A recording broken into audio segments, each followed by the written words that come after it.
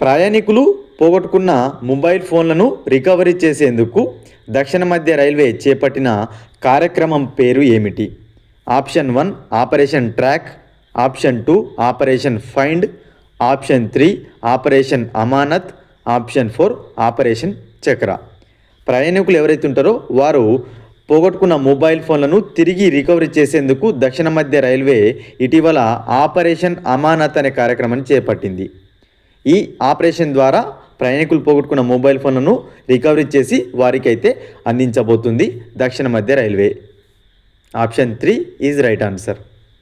స్వచ్ఛ వాయు సర్వేక్షణ్ 2025 పురస్కారాల్లో మొదటి స్థానంలో నిలిచిన నగరం ఏది? Option 1 Amaravati, option 2 Jabalpur, option 3 Indore, option 4 Hyderabad. Swachh Vayu Survekshan 2025 పురస్కారాల్లో 10 లక్షలకు పైగా జనాభా కలిగిన నగరాల జాబితాలో ఇండోర్ మొదటి స్థానంలో నిలిస్తే జబల్పూర్ రెండో స్థానంలో నిలిచింది. మూడో స్థానంలో ఆగ్రా ఉంది. అదేవిధంగా 3 నుంచి 10 లక్షల జనాభా కలిగిన నగరాల జాబితాలో మొదటి స్థానంలో అమరావతి నిలిచింది. అదేవిధంగా హైదరాబాద్ వచ్చేసి 10 లక్షలకు పైగా జనాభా కలిగిన నగరాల జాబితాలో 22వ స్థానంలో నిలిచింది. ఈ జాబితాలో ఇండోర్ మాత్రం ఫస్ట్ ప్లేస్లో నిలవడం విశేషం. 2025 సంవత్సరానికి సంబంధించి కాళోజీ పురస్కారం ఎవరికి లభించింది? Option 1 Santhi Kumari, option 2 Nellutla Ramadevi, option 3 Shakuntala Devi, option 4 Vanisri.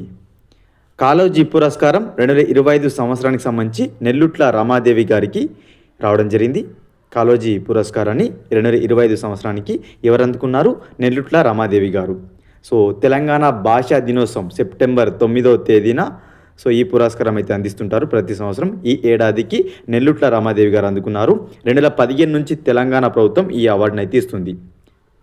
ఓకేనా. తొలి అవార్డు గ్రహీత ఎవరంటే అమ్మంగి వేణుగోపాల్. ఈ కాళోజీ పురస్కారాన్ని పొందిన తొలి వ్యక్తి 2015లో అమ్మంగి వేణుగోపాల్. ఈమె యొక్క స్వస్థలం ఎక్కడ అంటే నెల్లుట్ల రమాదేవిది జనగామ జిల్లా స్టేషన్ గన్పూర్. కాళోజీ పురస్కారానికి ఎంపికైన వ్యక్తి నెల్లుట్ల రామాదేవి 2025 సంవత్సరానికి సంబంధించి. భారత్ ఏ దేశంతో కలిసి ఇటీవల యుద్ధాభ్యాస్ అనే ఉమ్మడి సైనిక వ్యాయామాన్ని నిర్వహిస్తుంది?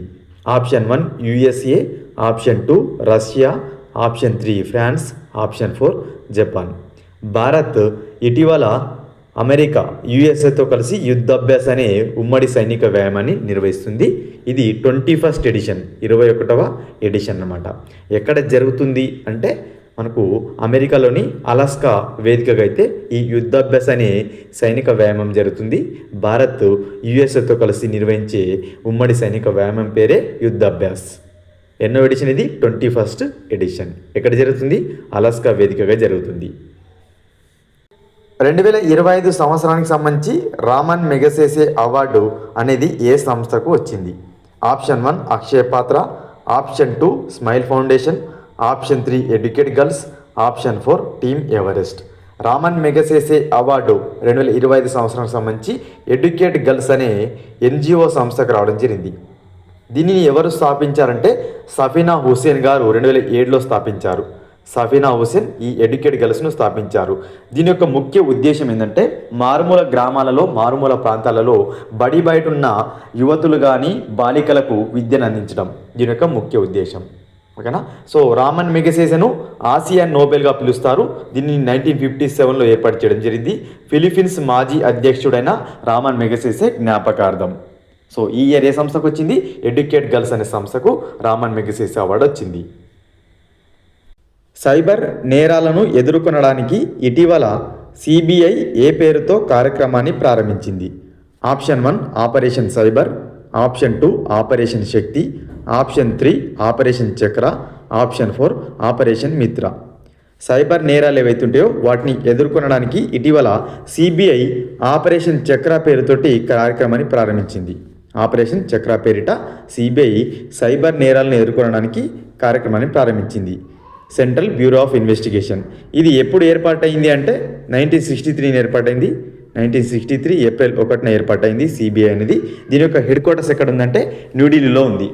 ప్రస్తుతం దీనికి డైరెక్టర్గా ఎవరు వ్యవహరిస్తున్నారంటే ప్రవీణ్ సుద్దు CBIకి ప్రస్తుత డైరెక్టర్గా కొనసాగుతున్నారు. ఇంపార్టెంట్. వీడియో కనుక నచ్చినట్లయితే లైక్ చేయండి ఫ్రెండ్స్.